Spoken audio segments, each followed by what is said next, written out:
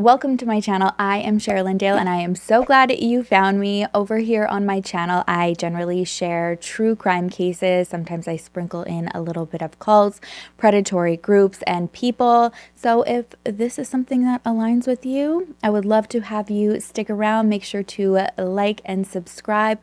Also click the notification bell because I don't really know when my upload schedule is going to be. It's kind of all over the place. So I'd love for you to be notified when I post because I am generally pretty active in the comments within the first hour of the video. All right, let's get started. Before we do, I have one quick message for you.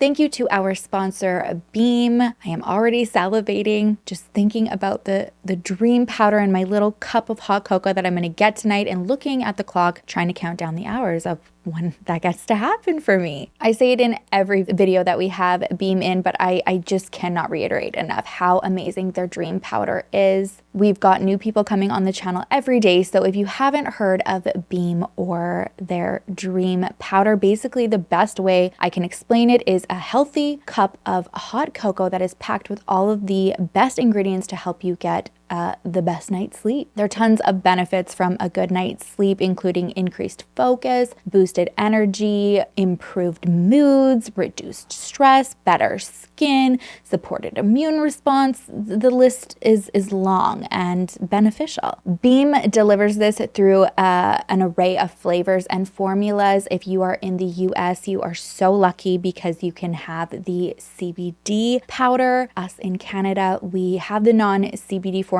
Non-CBD works so tremendously for me that I cannot even imagine how much more effective the CBD is if it's something that you enjoy and you can tolerate. I would definitely suggest trying to check it out because I just love a good CBD product. But even if you're into non-CBD, don't you worry, because from what I can personally attest to, super effective. Brent and I look forward to our cup of dream every single night. We both rave about it to everybody we talk to. Seriously, if you were to meet our friends and family, they would absolutely be able to attest that we have talked to them about Beam and how delicious it is,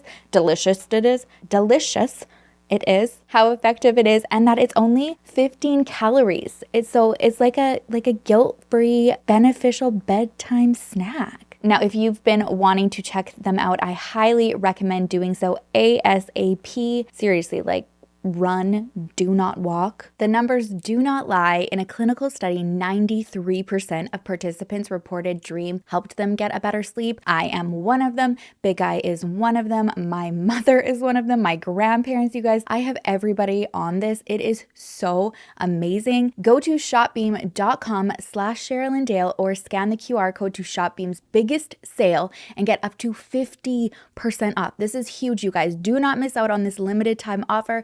Discount automatically is applied, so there is no code necessary. And like I said, only hemp-free flavors are eligible for international shipping. Do not let that deter you, though. If you're like, oh, I really want a CBD formula, trust, okay?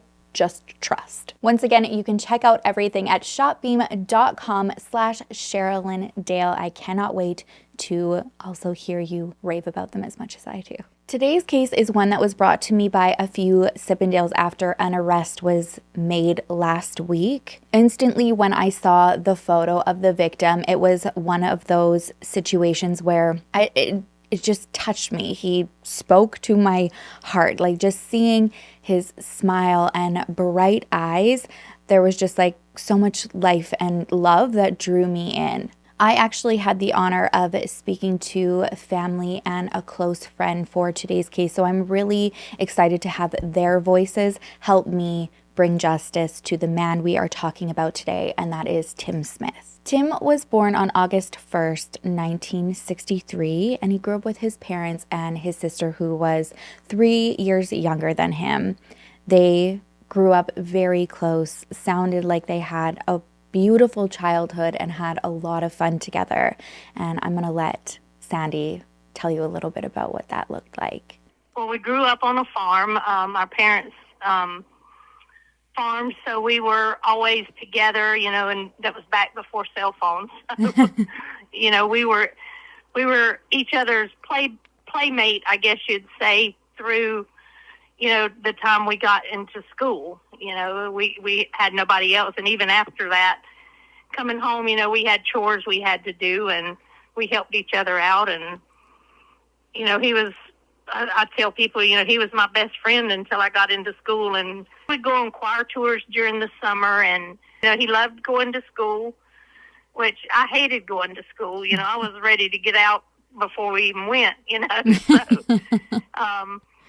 So, we were opposites in that, but, we loved each other and still talked, and, would call and catch up at least once a month, if not more. We always spent holidays together, and, in some way or another, we would visit on holidays. We had such fun growing up. I mean, we had BB guns and four-wheelers, so we were outside and constantly, aggravating each other as kids do. And then we would, have mud pie fights, and I had a little kitchen my dad had built me. Back then they had the big stove, refrigerator, and sink, and he closed it in with some chicken wire so that nothing could get in there.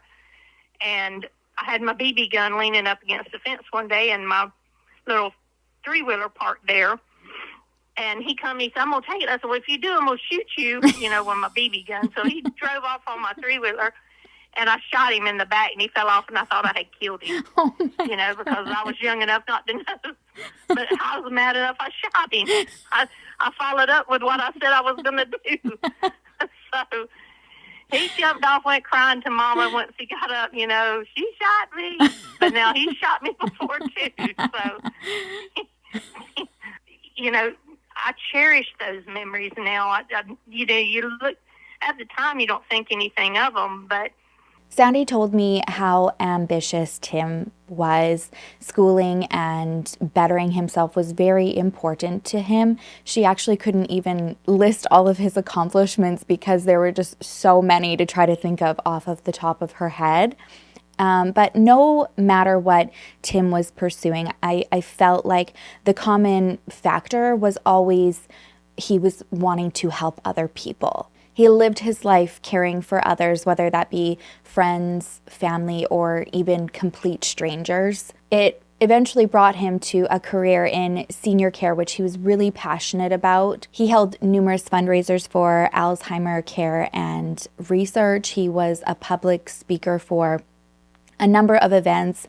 His good friend Candy told me that anytime somebody had something going on in the city, they wanted Tim to be speaking and emceeing for it because he just had that je ne sais quoi about him, that care, that passion that just really made people believe and want to get involved like he was. I think something really important to mention too is that Candy told me that he didn't do these things just because it was part of his job or it was something that he had to do.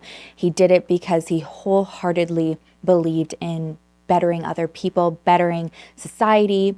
He was also the type of person that just never judged anybody. He loved unconditionally, no matter what you were going through in life, and just had this natural compassion about him. He could get along with anybody, and he really had the biggest heart. All of his acts of love, forgiveness, allowing people to be who they were in the moment, allowing people to not hide who they were, it didn't affect how he wanted to help them. He didn't see anger or, oh, I'm staying away from that person, or, oh, they're homeless, I'm not hugging them, or they're drunk, I'm not getting involved in that. He didn't see that. He would come into a meeting or a group, and he met somebody the last week, and he would say, hey, is your dog feeling better? He would remember the smallest thing. Life is just so busy and hectic, and Tim just could make you feel like you were the only person in the room, and that every little thing that other people are too busy for, and he thought every little thing mattered. So today I was reminded that I am an instrument. An instrument is nothing more than a tool, a way of producing an outcome. I immediately thought of the piano because I studied piano as a kid and into young adulthood, and then I stopped studying. But with the piano, it doesn't play itself. There are player pianos, and I can push a button on this one in front of me and it will play some music, but it only plays the music that's already been input by a master. Even the piano player, the old player piano of the Western world,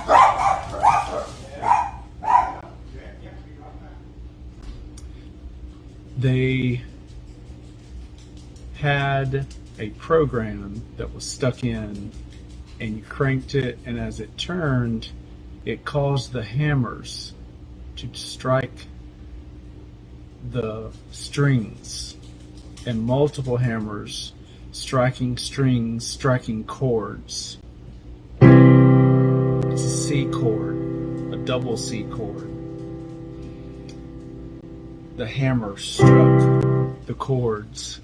I'm but an instrument, designed by my master, my higher power, God, however known to you and to me. I'm grateful today that I can be that instrument. No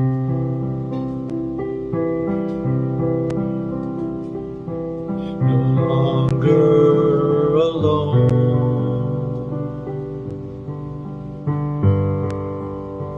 No longer alone. I'm part of a family. No longer alone.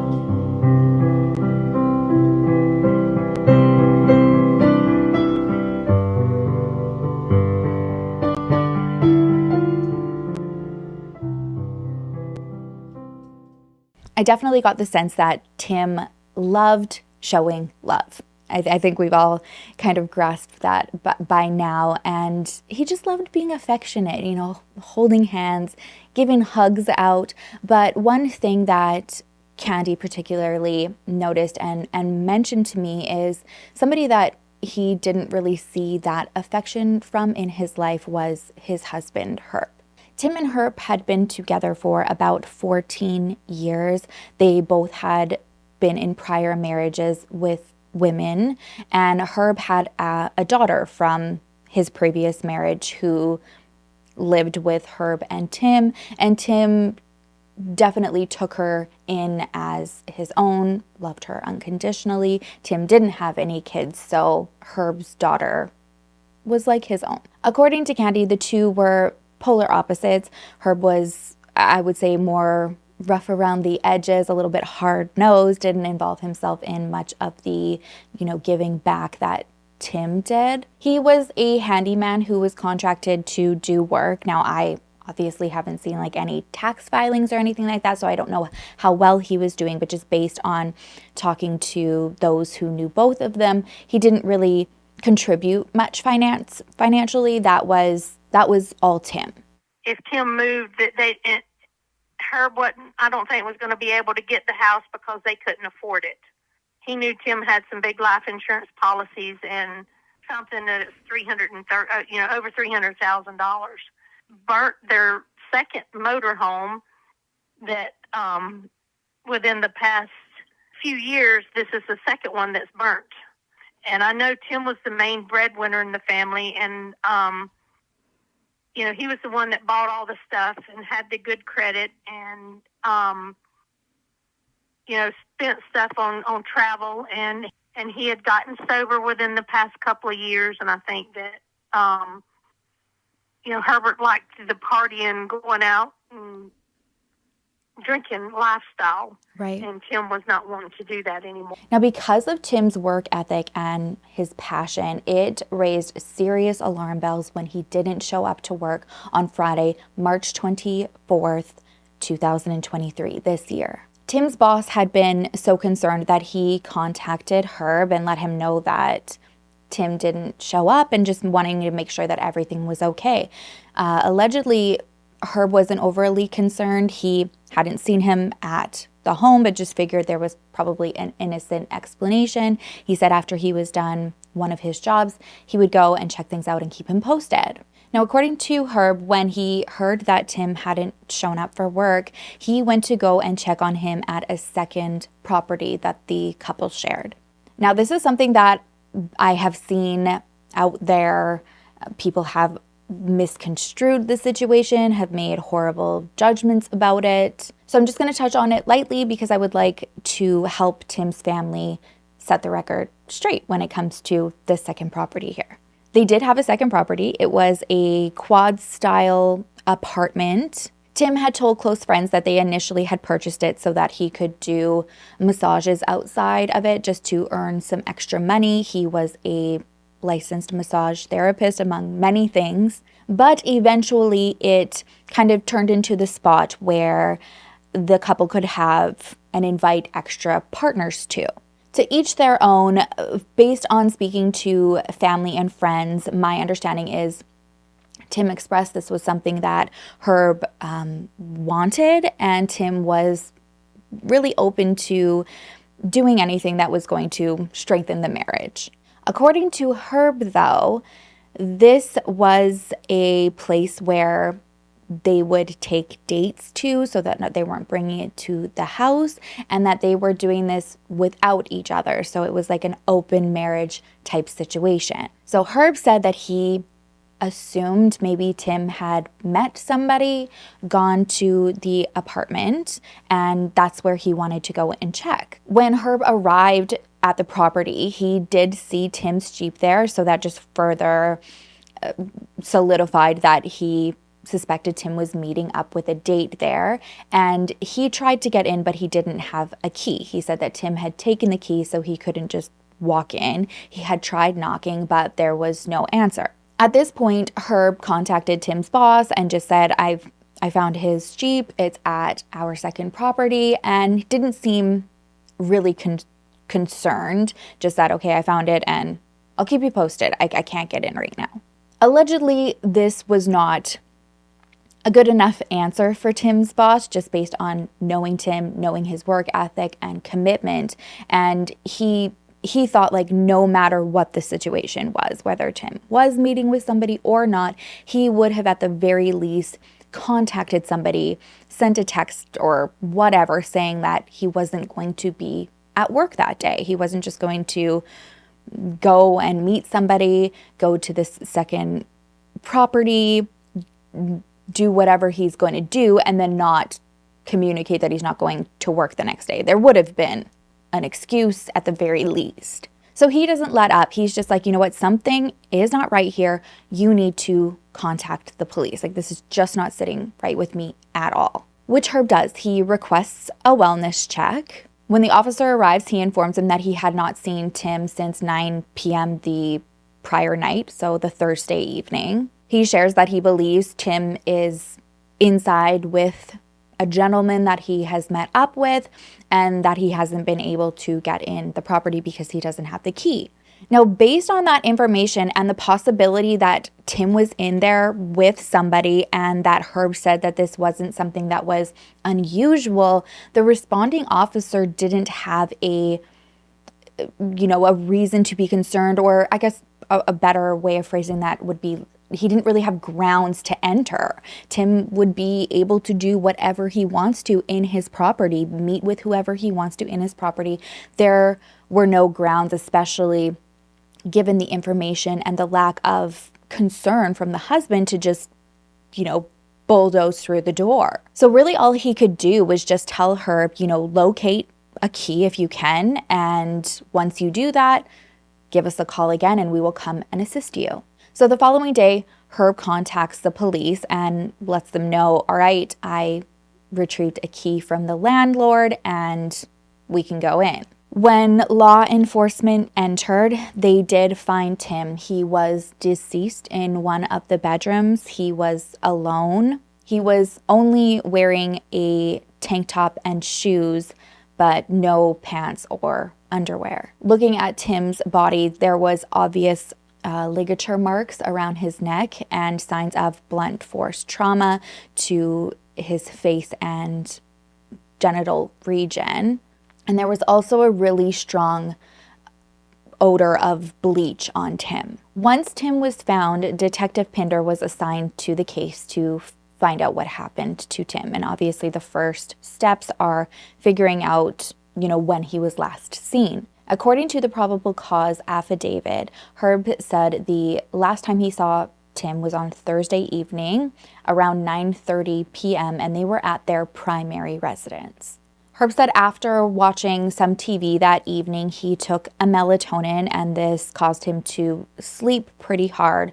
And when he went to bed, Tim was still awake. Herb said he woke up around 4:40 in the morning. He went to the gym, went back home to shower, and then went to Lowe's to grab things for his workday. He stated that at this time when he had initially woken up and gone to the gym, he didn't notice if Tim was in the house because the lights were off. And then after he was done at Lowe's and went back home, he noticed that Tim wasn't there and he just assumed that he had left for work. Herb also went to work. He had some work to do in the villages and then he returned back to Ocala to have lunch with his daughter at Ivy on the Square. After lunch, Herb said that he and his daughter, Jordan, both went back to the house and they had a nap. He fell asleep on the couch. He said when he woke up from his nap, that's when he was alerted by Tim's coworkers and boss that Tim hadn't shown up to work yet.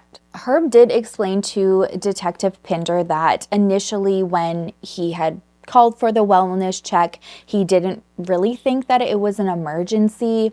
He didn't think that there was any harm that was being done to Tim. He just assumed, maybe Tim was being, quote in his words, typical Tim pissed off at something. Now, according to Tim's really good friend, Candy, that I spoke to, she did speak to Herb after that wellness check was called, and he just notified friends that Tim hadn't gone to work that day, and he was wondering if anybody had heard from him. Tim's job wouldn't let it rest, so he called a wellness check-in. He didn't want to do that, and he had a key, and he's saying he didn't have his key, but you're a handyman. Yeah. You could get in, and your name is on there. You could get in. Now, while Candy and Herb were talking, he started to kind of insinuate that maybe Tim could harm himself, and he was concerned about it. So despite him saying that there was no concern for his well-being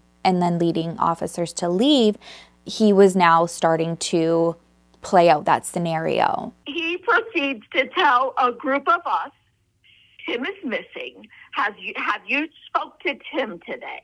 I'm on the phone with him 2.5 hours that Friday night. He's just going on, and he's like, let me look for the guns. Let me make sure he doesn't have a gun. And I said, well, you just told the police at the wellness check that he wasn't suicidal. So he's walking around the house with me, and he's like, okay, Candy, I got the shotgun. And he's walking around, and he's like, I got the Glock. Oh, here's the 9mm, and it's really weird. It's so weird. So I'm still on something, and he goes, you know what? The only gun's missing is the pink gun. So it's in the Jeep. So he goes in Jordan's room. I'm on the phone. He's like, Jordan, come with me. We're going for a ride. He gets Jordan to drive him over there. So he's like, I'm going to go over there and get the gun out of the Jeep, and then we know that he's safe. So I'm on the phone. He gets out. He gets back in. He said, okay, I got the gun. And then I talked to them all the way home, and that was the end. I said, I'll call you in the morning, try to get some sleep. While he's on the phone with Candy, he's very focused on finding all of the guns in the house, making sure that all of them are accounted for, and he's able to find all of them except for one of the guns. It's a pink gun that he says Tim keeps in his Jeep. So he tells Candy that he's going to drive back to the residence, look through the Jeep, and then get the pink gun so that Tim doesn't have anything that he can use to harm himself. While this is going on, they're still staying on the phone with one another. Candy's just trying to process everything and piece what's going on. So this is quite a quick drive from the primary residence of Tim and Herb to the secondary residents at the apartment building. So Candy's on the phone with Herb while his daughter Jordan is driving to the building. They get there, he gets out of the vehicle, goes into the Jeep, and the gun is still in there. So he takes the gun,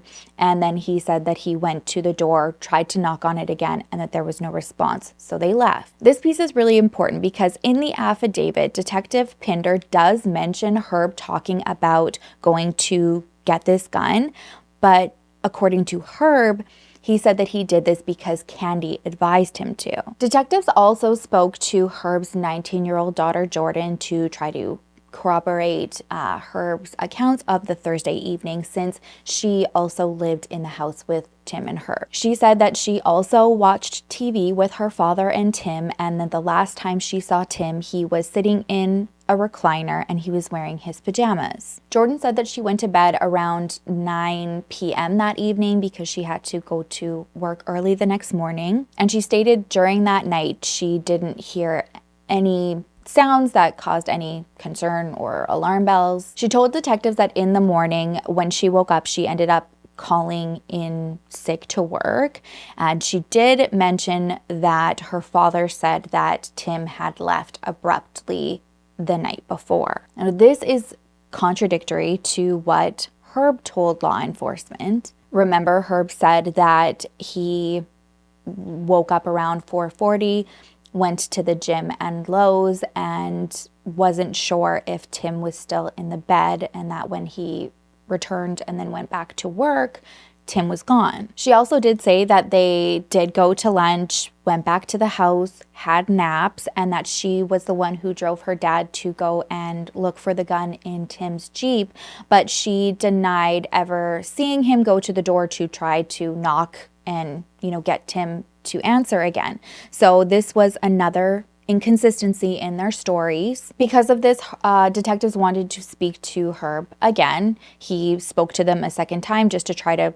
clear up any of their concerns. In the second interview, he said that he was about 50% sure that he knocked on the door, but admitted that he was more worried about getting the gun out of the Jeep back at the house for Tim's safety, which absolutely you can remember versions of events differently, especially in kind of high stress situations. He also said that he never told Jordan that Tim left abruptly, but that he thought he heard him leave. And I guess you could look at this a number of ways. You could also be like, oh, you're going back and remembering things differently, but it's quite drastically different than thinking that you heard someone leave, as opposed to getting up in the morning believing that your partner is asleep in the bed and then coming back and then noticing that they're gone. When Herb was asked if there were any issues going on in the marriage, he denied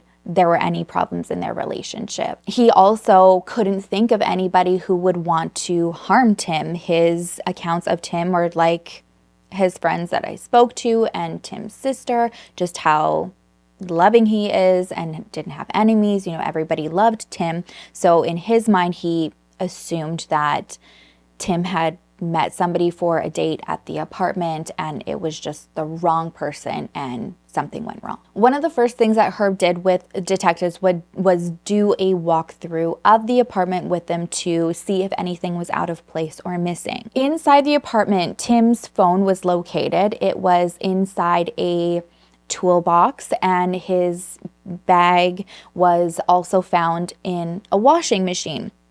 And Herb said that this actually wasn't something that was out of place or weird. This is something that they did when they were meeting with people, just to, have things hidden, practice like online safety stranger meeting, and then they'd have their belongings kind of tucked away that nobody could steal or rob them of. One thing that Herb did point out, though, that he thought was odd was that there was a pair of green shoes there that he said did not belong to Tim. One thing that I found really interesting reading through the affidavit was that Herb's demeanor was mentioned several times. And I found this really interesting because generally investigators, they're aware that everybody acts differently to death notices and grieving, but a constant concern was that there wasn't really a concern from Herb. In the affidavit, it states that it took Herb 40 minutes to ask what had happened to Tim.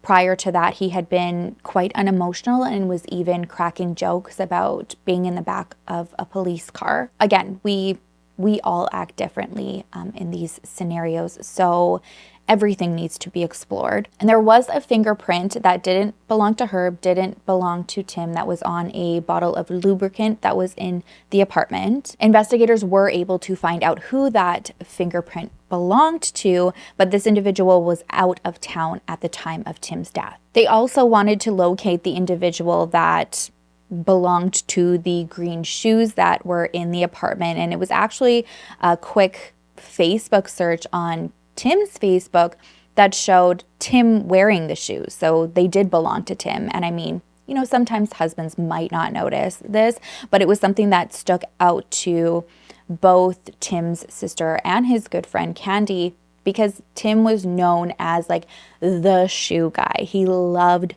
shoes. He loved clothes and loved shoes. His shoes was his passion. Now, after doing a search at the apartment, investigators wanted to retrace Tim's steps and go back to the primary residence where he was last seen by Herb and Jordan on the Thursday evening. Herb consented to the police to go and do a search. And one of the things that Detective Pinder noticed was that outside of their residence, there was a Ring doorbell camera, and there was also a camera that was on the garage, like facing out onto the road. Herb said that he actually was the person who installed it. He installs several of them, part of his like handyman services, and he allowed the detectives to go through the Ring app to look at any footage from that evening. Now the problem was there was actually no video from that night. Herb said that there must have been a glitch or something, and what they were left with was just kind of like photo clips of like several time frames throughout the evening. So at 1:58 a.m., at 2 a.m., and then again at 2:25 a.m., there are still clips, but there's no sign of Herb's truck in them. At 2:28 a.m., there was another snapshot, and then this time there is a photo of Herb's truck, and then there's a male figure that is nearby. Herb says that there's no reason that the truck should have not been there. His truck was there all evening, so this was probably because of the glitch, maybe kind of interjecting different evenings. The search inside the house didn't really turn up anything for concerns. Detectives said that there didn't seem to appear to be any signs of struggle or, you know, obvious signs that something bad had happened in the home. What they didn't know was that Candy had also gone to the house after finding out about Tim's death. She went there to just check on Herb and his daughter, make sure that everything was okay. And being somebody that spent a lot of time with Tim and Herb, Candy said that they would usually hang out like 3 to 5 times a week.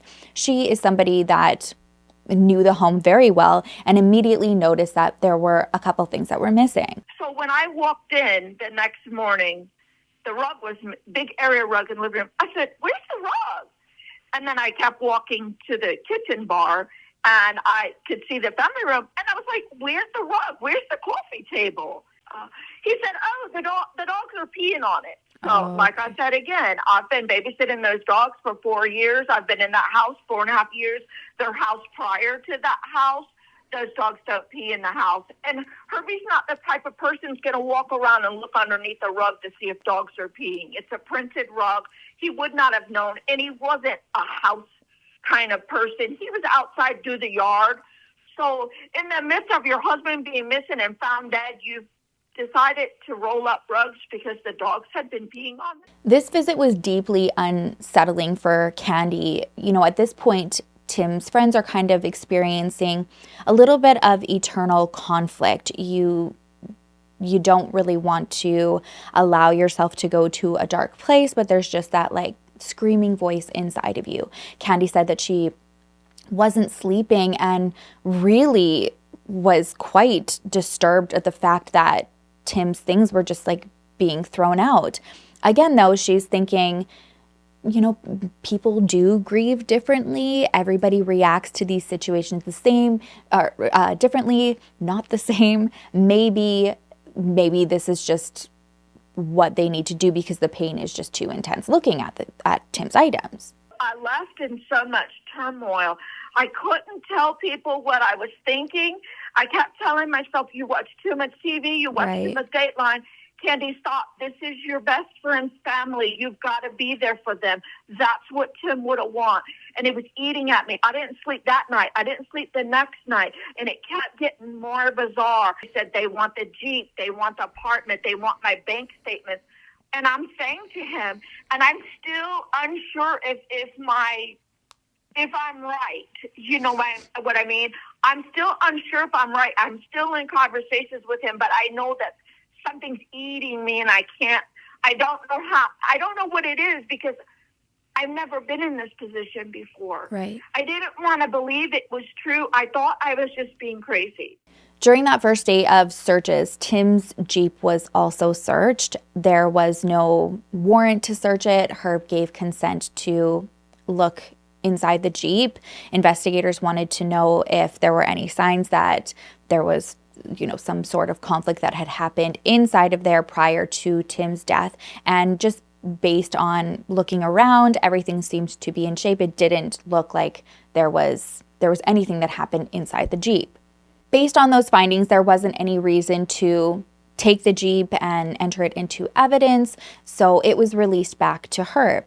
But during a brief later on in the investigation, it kind of came up that maybe there was some data that was in the Jeep's like internal system that could be beneficial to the case.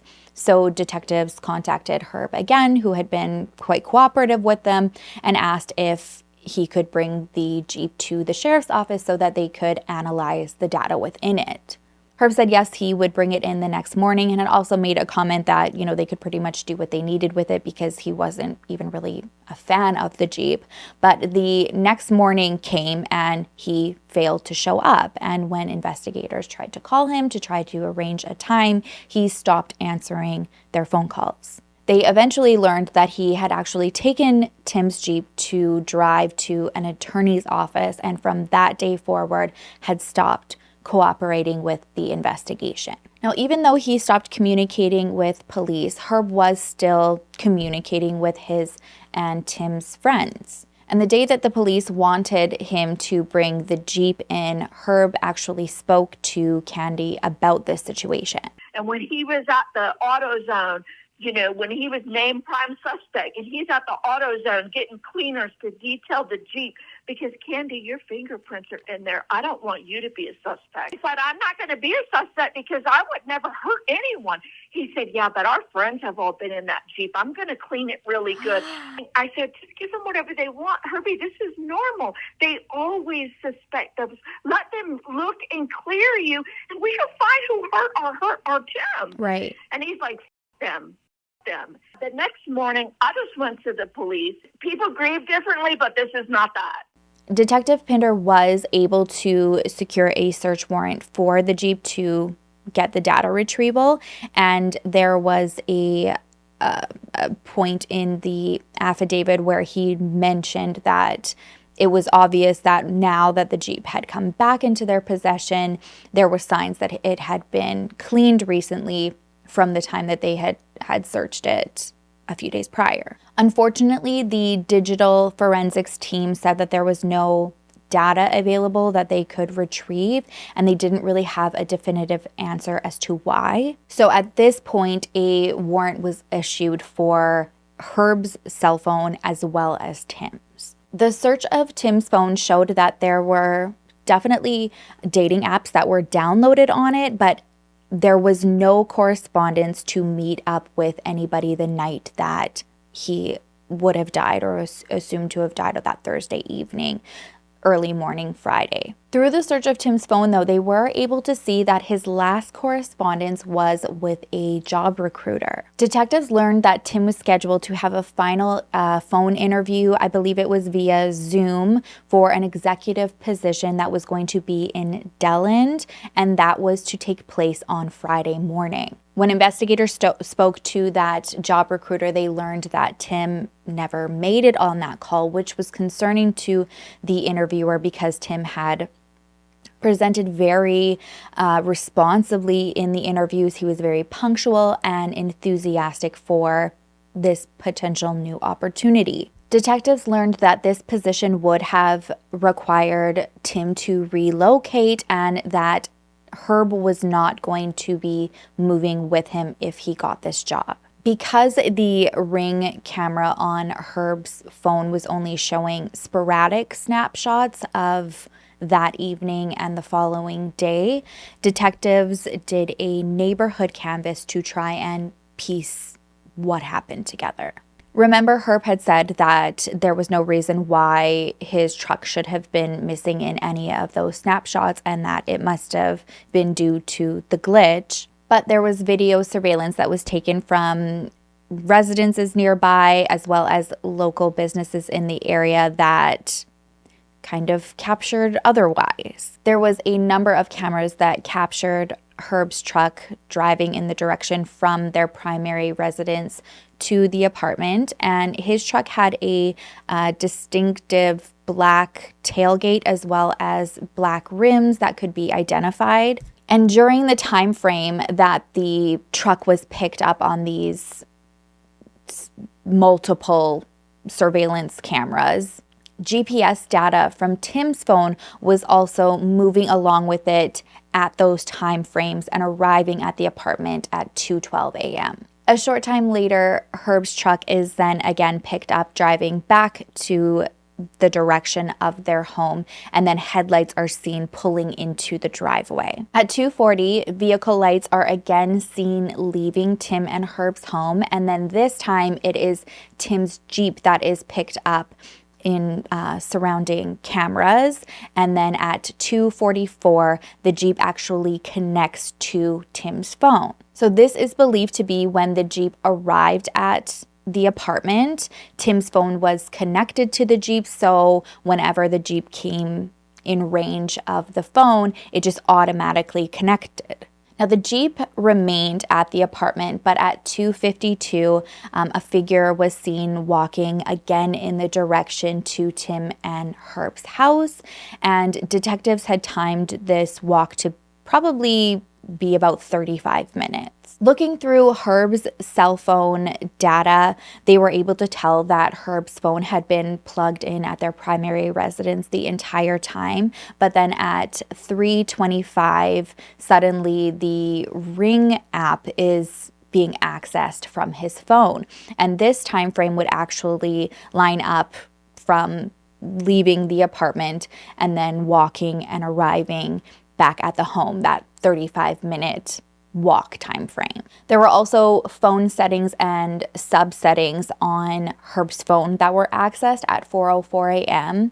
But you have to remember that based on Herb's statement to police, he had taken a melatonin that evening. He had slept, quite hard according to him, and that he didn't wake up until 4:40 a.m. Now, something that Herb had mentioned to detectives just prior to stopping communication with them was that he had forgotten to mention that on Friday morning, prior to being told that Tim didn't show up for work, he had made a trip to the dump. This led detectives to look at surveillance at the landfill, and at 7:06 a.m., they were able to see Herb's truck pulling up to the landfill, and they described that his tailgate was open, and inside, the back of the cab, there was two flattened, cylinder type shapes that were kind of consistent with a carpet or rug being rolled up in the back. And remember, this was something that Candy had noticed when she went to go and check on Herb and his daughter Jordan after Tim was found dead, that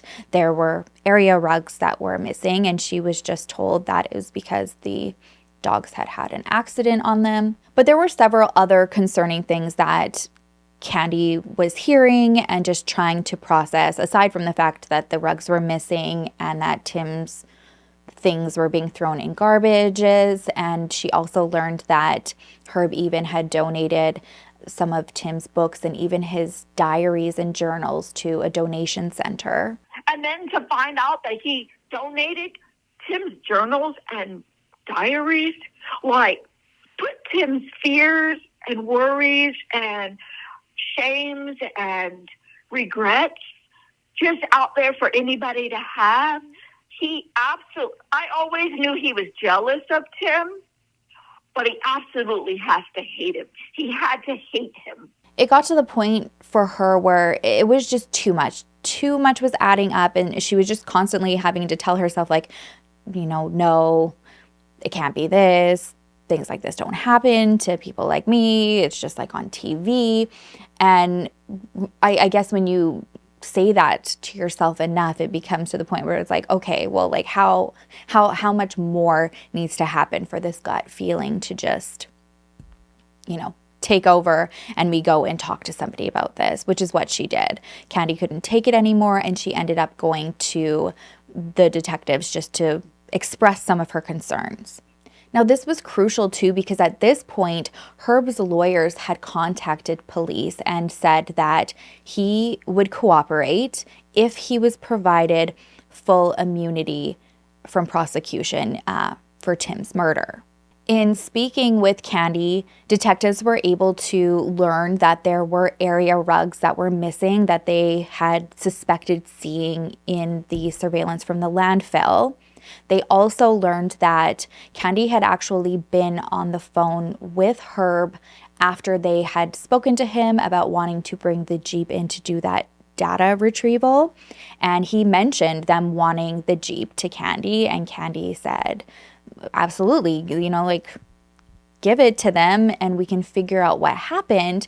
And Herb said that before he's going to do that, he was going to AutoZone to get cleaning supplies because he wanted to clean up the Jeep and make sure that, any of their fingerprints, he was kind of focusing on their being like Candy and their friends, that their fingerprints be removed so that they didn't get intertwined in the investigation. And Candy's like, let it get intertwined in the investigation. We need to know what happened, and I'm not concerned. I know I didn't do anything. So after learning that he had gone to an AutoZone, as per Candy's statement, surveillance was then pulled from AutoZone, and sure enough, on surveillance, there is video footage of Herb and his daughter Jordan at the AutoZone getting cleaning supplies. Thank God I gave the police my phone. I told them everything. They pinged the towers, the phone conversations, and they found the AutoZone and found both of them in the AutoZone on camera. Candy and others were also able to dispute the fact that Herb said him and Tim were in an open relationship. Tim's friends insist that absolutely is not the case.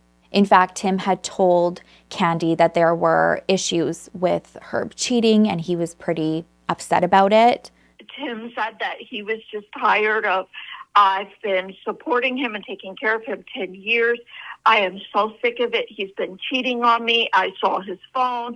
He's supposed to be at work. He's not at work. And Candy said that Tim was a very transparent person. He was an open book. He had told her that they were, inviting people into the marriage over at this apartment, and that it was something that Herb wanted to do, and he was willing to also do it with him. But she insists that that arrangement, at least in Tim's mind, was never to explore outside of the marriage, and she is very confident that if that were the situation, Tim would have absolutely no problem sharing that with her. In fact, she said, he might even brag about it, like maybe like, oh, there was like this little hottie, but that was never the fact, and there was no reason for him to keep that from her. If they were in an open relationship, Tim knew that his friends supported him no matter what, and he would tell them. Tim was very open and honest with me, and very graphic. So I know that if they were in an open relationship, that would have been that's like kindergarten stuff compared to what I've been told. Who cares who you sleep with? I don't care. And, like, I don't think less of Tim. I don't. Tim was so much more than who they slept with. And maybe another part of him hopes that, okay, this is it. He's finally going to love me. He's finally going to stop being angry. I'm finally going to be enough for him. Candy and others were also able to give detectives some insight into Herb's temperament. Herbie always, in the 4.5 years I've known him, any minor infraction is, I'll shoot them. I'll shoot them. If somebody cuts it, I'll shoot them. The crime never fit the punishment. I'll bury you in Dixie County. They'll never find your body. And one day, though, the city man came because Tim got his mother's farm when she passed away.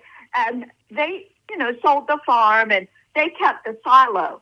So Herbie made a patio out of the silo. And he didn't get a permit because he's like, fuck you. This is my land. I do what I want, and got a gun, strapped to his side. So the city man said, you don't have a permit. You're going to have to tear that down. And Herbie proceeded to chase him out of the yard with the gun, calling him the N-word. Says he went down there and said, you keep that N-word out of my yard. I pay taxes. I pay for this land. It's none of your business what I do. And that is just an example of many, many, many stories he told. People were afraid. According to Candy, Tim told her and others that he had just had enough. He was tired of taking care of Herb. This new job, if Tim were to get it, was going to require him to move.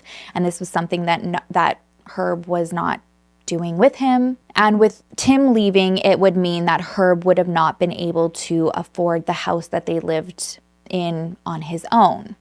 He had done an interview already for a job in DeLand, which is probably about an hour and a half from Ocala, and was planning on moving there, by himself.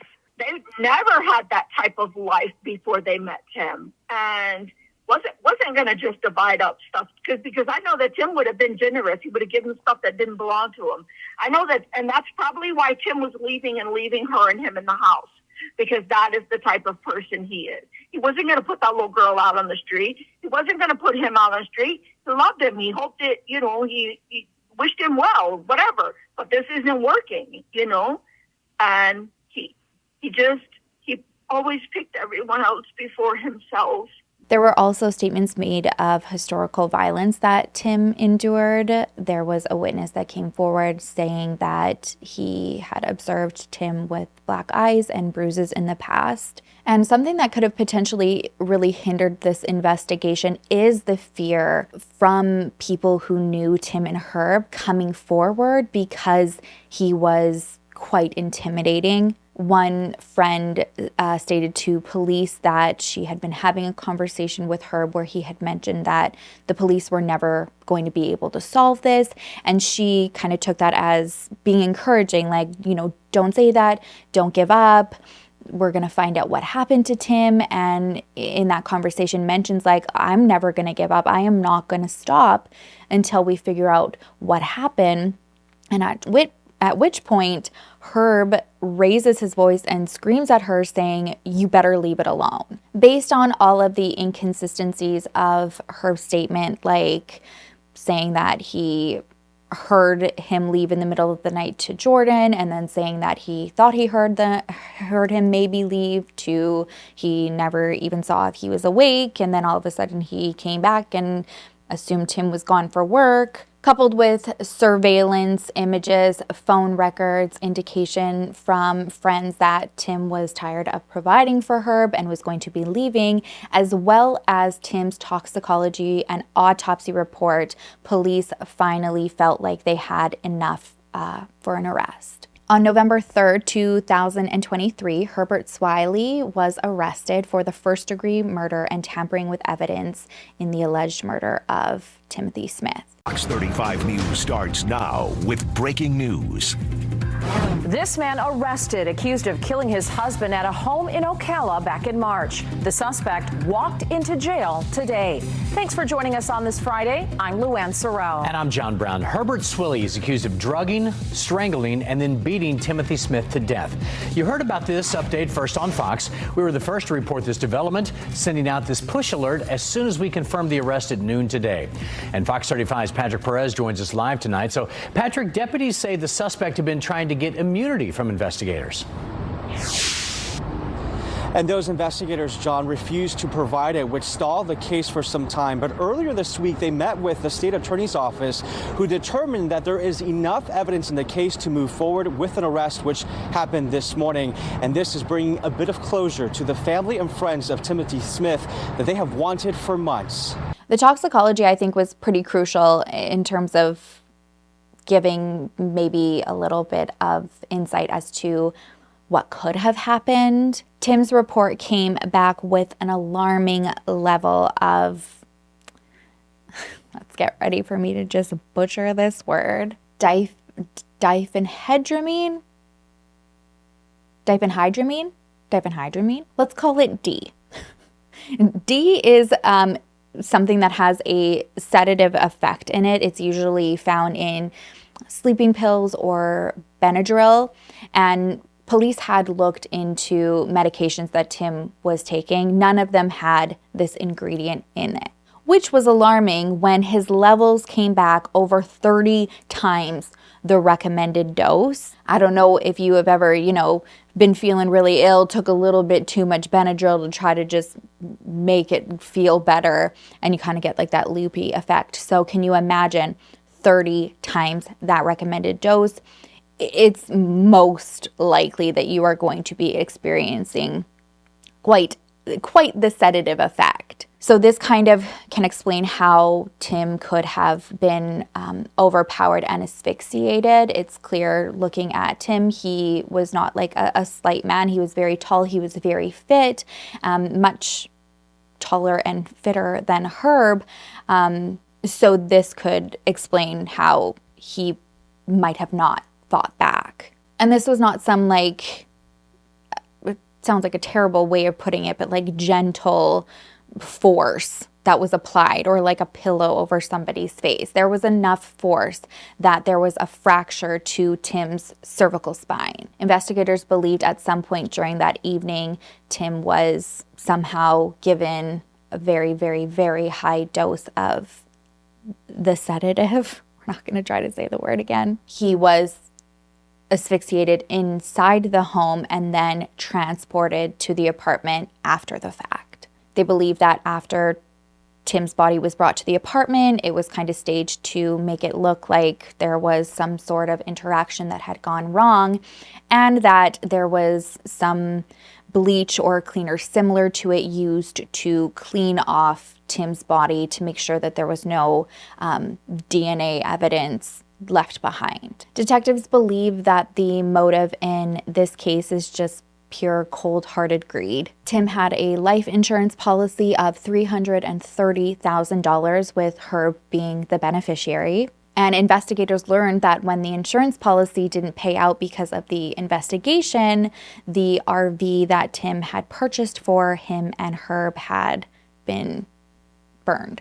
Now, when a retired deputy had heard about this case and heard about this RV that had burned, he actually reached out to Detective Pinder and informed him that he knew of Herb, or he knew Herb, and that he had a history of being very money hungry and filing several arson insurance claims. And Herb had actually even gone to Facebook to try to raise money through a GoFundMe after Tim's death too. He actually posted quite regularly about Tim on his Facebook, which is pretty eerie to look back on. The first one that obviously is quite chilling looking back is the one that he made on March 25th, where he announced that Tim had died. In this, he mentions that Tim passed away unexpectedly. But what I found really alarming after the fact is that it was through this Facebook post that Sandy, Tim's sister, found out about his death. It was one of their cousins that saw it and contacted Sandy to see if it was true. And at this point, she hadn't even seen it. I didn't get a call from Herbert or any of that. He posted it on Facebook, and one of my cousin's daughters seen it and called her mama and said, Mama, I just saw this on Facebook. Is it true? Well, we were supposed to have a Smith family or Smith cousins get together that Saturday. And I had I just completely forgot about it. So when I saw it was Gina calling me, I'm like, oh, she's calling to get on to me. I better answer it. So I was joking with her, and she said, well, is it true? And I'm like, what are you talking about? And she said, about Tim. Is it true? And I'm like, all right, come on, Gina, now you're scaring me. What are you talking about? And my heart just sank because I had that feeling then he was gone. So I said, well, I don't know. Let me hang up with you and call her because I knew first thing I done was call Tim's phone. Well, it went to voicemail. So then I'm, scrambling, trying to look through to find his phone number. So when I do, I call him and he said, oh, thank God you called. I didn't have your number. Well, how did you know it was me? Right. Because that was his first words. And like I said, he also tried to raise money for a GoFundMe. He said that he created this so that they could use the money to put together a celebration of life for Tim. And Candy said that GoFundMe had initially been set at $20,000. Then it had gone down to $7,500, and he raised about $2,230 from it. And then that GoFundMe, first of all, I was so pissed. People had to tell me because he blocked me and deleted me from Facebook on Thursday when I wouldn't answer the phone all day Thursday. They never paid anything for the funeral. The chamber got the property, and Tim's favorite restaurant that we all went to several times a week donated the food. So I couldn't figure out why he had a GoFundMe. And at first he had it for $20,000. None of us were donating. We were all so suspicious. And I'm like, I'm not paying his mortgage payment. Then, I think it was a lot of older people from Tim's prior job and his job now, family members that don't know Tim personally, but business-wise. He had to have somebody else pay his bills. He wasn't going to let Tim leave. He wasn't going to have to pay rent or, he wasn't going to move.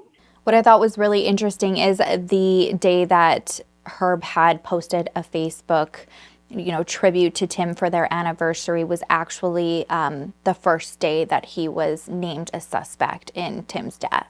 Now, I kind of struggled a little bit with figuring out how I wanted to go about talking about another potential person of interest in this case. That is Herb's daughter, Jordan.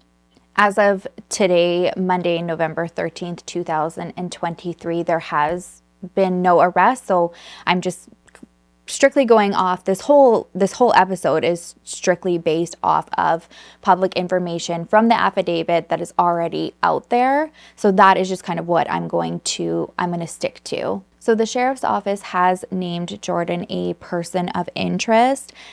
She had obviously given her first statement to assist in the investigation, and then after that had declined to speak to detectives further. And so this was a statement from the sheriff's office looking for assistance in this case moving forward that I wanted to share.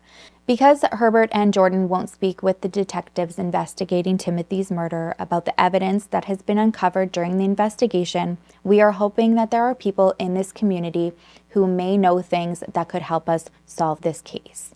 According to the affidavit, there were a couple friends of Jordan's that did respond to the request. Prior to Tim's death, Jordan had mentioned to a coworker that her dad and Tim had met with divorce lawyers and had specifically pointed out that if they were no longer together, her and her father would not be able to stay living in the house because Herb would not be able to afford it. Another friend told her mom that Jordan had confided in her, saying that her dad said to tell investigators that he was home the entire evening, that Tim presumably had gotten up and left the home to go to the apartment. She also mentioned to that same friend, though, that she was struggling going to bed that evening because of loud noises and because there were several ring notifications that were going off on her phone in the middle of the night. This friend made a statement that when Jordan had told her dad that she had heard things and